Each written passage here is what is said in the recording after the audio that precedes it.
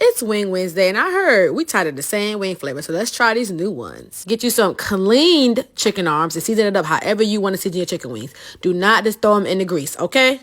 I use chicken wing seasoning, poultry seasoning, not really poultry, but like chicken seasoning. And yes, we use it a lot because we're frying them. And then I also use Yes That Much seasoning by me, which is a garlic, butter, and herb seasoning that will be back in stock by the end of the month.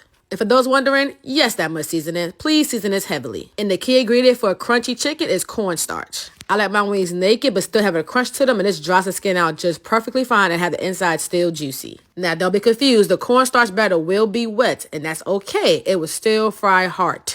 And if you've been here for a while, you know I like my chicken wings fried hard, extra hard.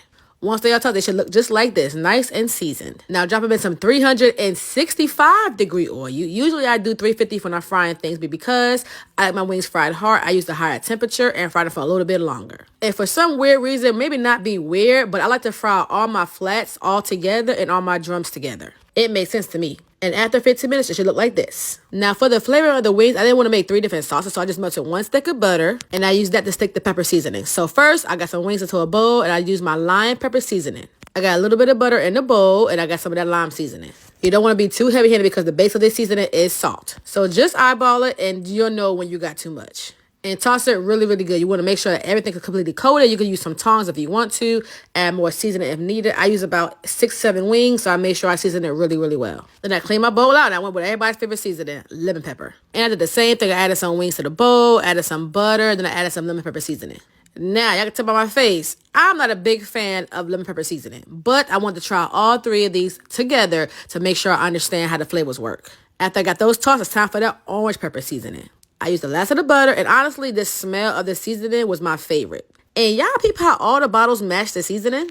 Orange with orange, lime with green, and yellow with lemon pepper? That is fire. After I got these all tossed up, it's time to plate them up. And of course, I had a side of my homemade ranch to go with it. So this is how the lime pepper wings look.